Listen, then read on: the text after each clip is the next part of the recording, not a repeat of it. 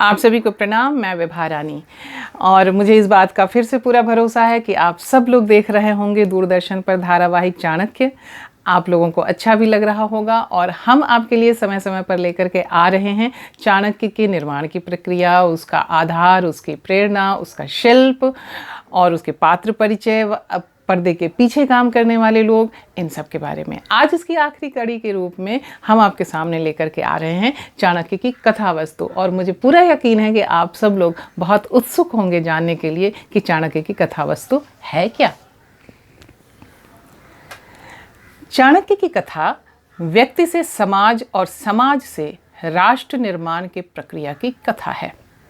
प्रचलित धारणा के अनुसार चाणक्य एक अहंकारी, क्रोधी और अहमवादी ब्राह्मण थे।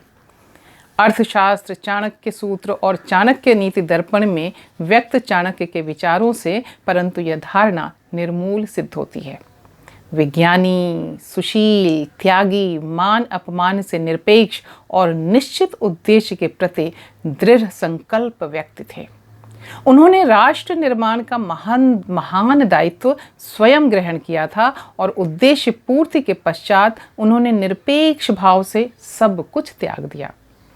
अहंकार के समान कोई शत्रु नहीं होता। आत्मनियंत्रण न कर पाने वाला व्यक्ति अपने क्रोध से नष्ट हो जाता है और क्रोधहीन व्यक्ति सभी को जीत लेता है। यह कहने वाला व्यक्ति निश्चित ही रूप से क्रोधी या अहंकारी नहीं रहा होगा। इस धारावाहिक में घननंद से कथा आरंभ होती है। घननंद के अत्याचारों से ग्रस्त समाज में अपने विरोध को मुखरित करने का साहस नहीं था। राजनीति के कुचक्र से परिचित कतिपय बौद्धिक वर्ग घननंद की दास्ता में पंगु हो चुका था। प्रजा के प्रतिनिधि मंत्रीगण अपने उत्तरदायित्व से मुख मोड़ चुके थे। वे प्रजा विमुख और राजाभिमुख हो गए थे। धार्मिक और राजनैतिक अस्पष्टता के वातावरण में मगध अपने उद्धारक को ढूंढ रहा था। इस निराशा भरे वातावरण में एक व्यक्ति ऐसा भी था जिसने प्रजा के प्रति अपने उत्तरदायित्व के निर्वाह को प्रमुख माना और प्रजा की पीड़ा और व्यथा को घननंद के समक्ष मुखरित किया। शासक और सेवक में कार्य प्रणाली को लेकर मतभेद उग्र होते गए और प्रजा के हित की रक्षा में अभिव्यक्त विचार राजद्रोह माना गया। शासक के समक्ष सत्य कहने का साहस करने के फलस्वरूप महामंत्री शक्टार ने अपने पुत्रों को भूख से तड़पते और मरते देखा। प्रजा का हितैषी कारावास में दम तोड़ रहा था और सारा मगध निर्विकार भाव से इस कांड को देख रहा था। मगध के गुरुकुल के आचार्य व महामंत्री शक्टार के परम मित्र चणक, जो चाणक्य के पिता थे, इस अन्याय को न सह सके। शिक्षक अन्याय सह ही कैसे सकता है? चणक ने मगध की अस्मिता व शक्टार के लिए विरोध का ध्वज ऊंचा किया। अब संघर्ष शिक्षक एवं शासक के बीच था। चणक ने घननंद की सत्ता को चुनौती दी। जिसने जीवन भर शास्त्र को धारण किया उसे शस्त्र से भय कैसा? चणक ने धननंद की सत्ता को चुनौती दी। जिसने जीवन भर शास्त्र को धारण किया उसे शस्त्र से भय कैसा? घननंद से विद्रोह के परिणाम स्वरूप राजद्रोह के आरोप में चणक की हत्या कर दी गई। एक शिक्षक की हत्या को मगध ने सहजता से स्वीकार कर लिया। चाणक्य ने अपनी किशोरावस्था में ही राजनैतिक कटुता का पहला घूंट पिया।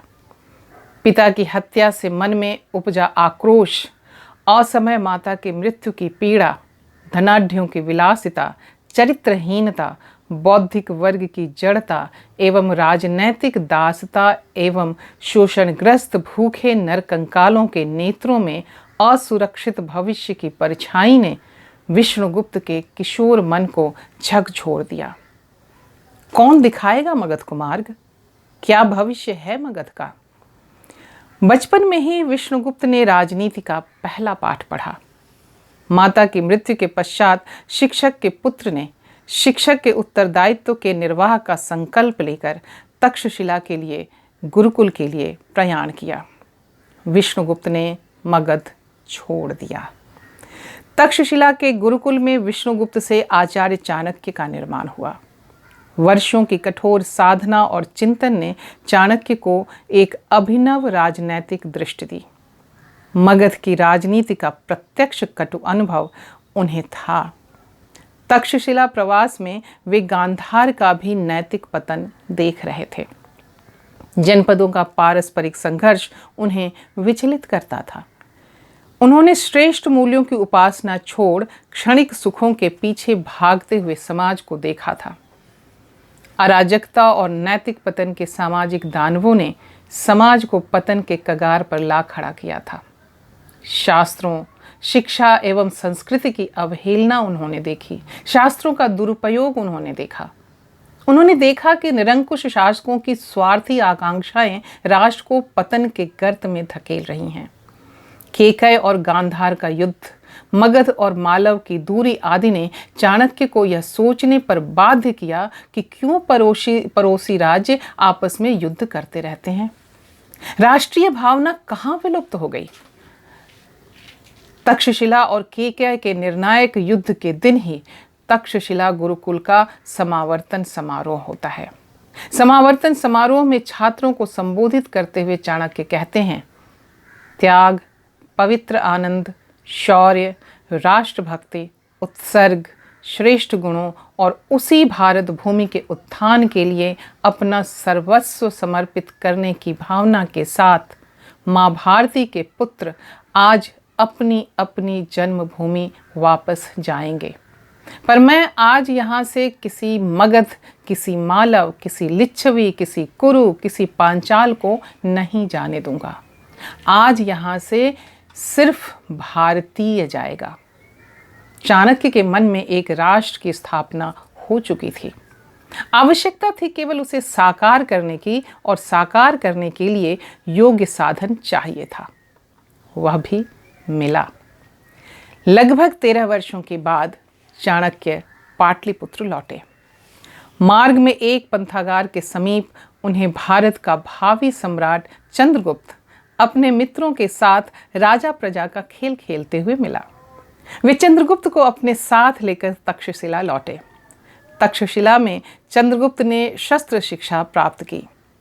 चाणक्य ने चंद्रगुप्त को शस्त्र के साथ साथ शास्त्रों की भी शिक्षा दी।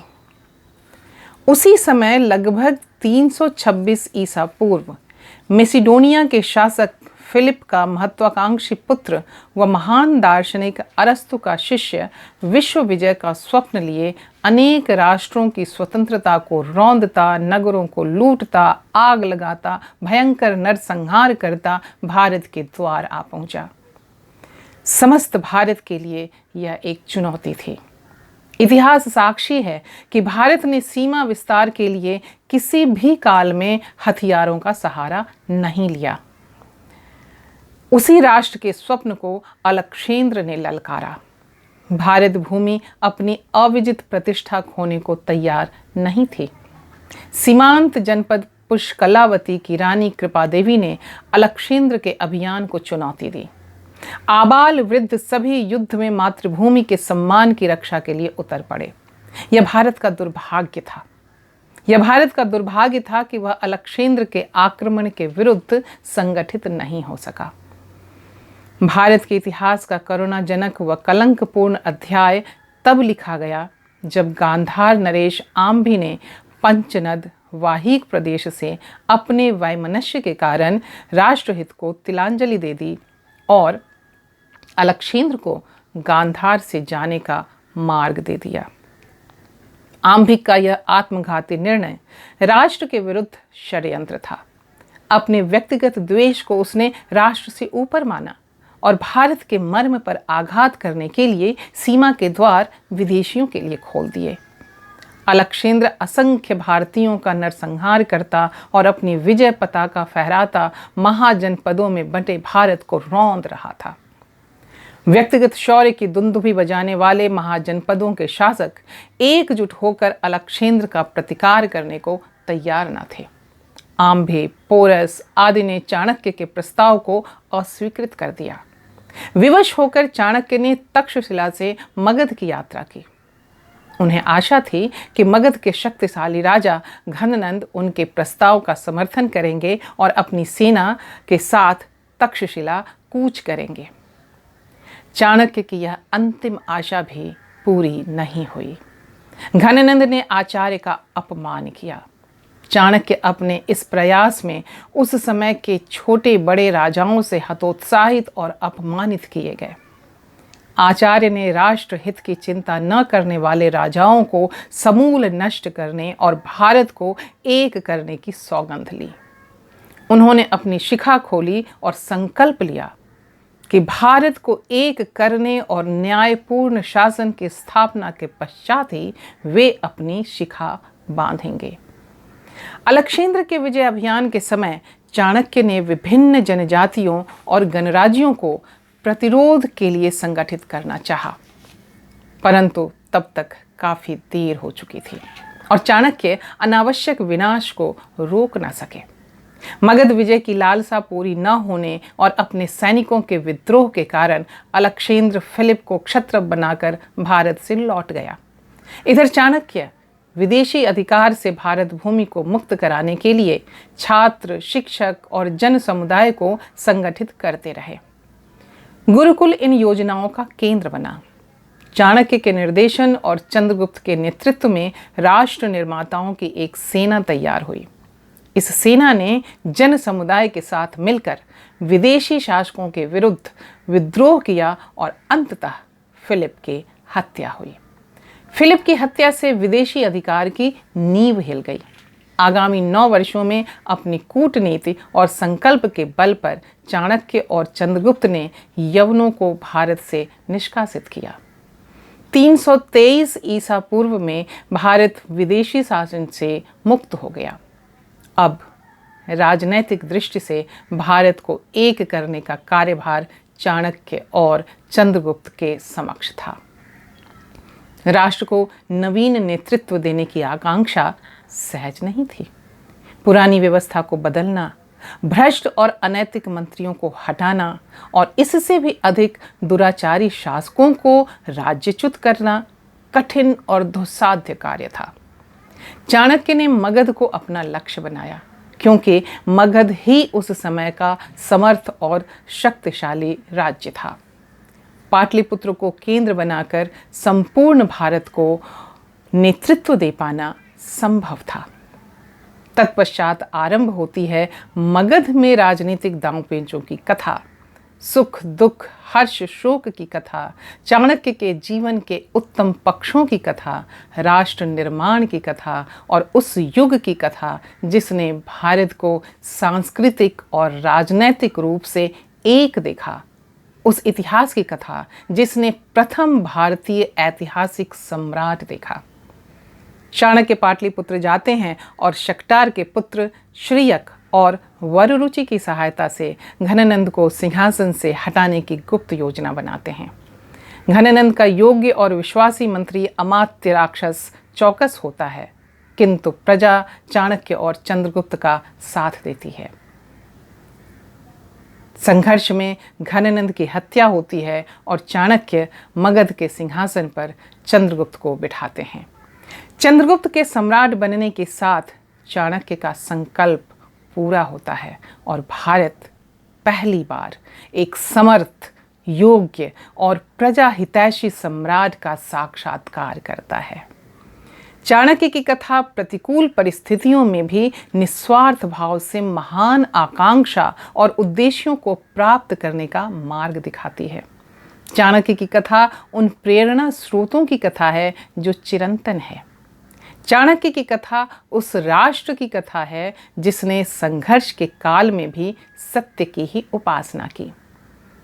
इस धारावाहिक से दर्शक से भारतीय इतिहास के उस पर्व से परिचित होंगे जब एक राष्ट्र के रूप में भारत संघर्षशील था और चाणक्य के प्रयास से राष्ट्र की स्थापना हुई। यह उस संस्कृति की स्थापना है जो विरासत में भारत को प्रियदर्शी सम्राट अशोक के समान महान शासक देती है।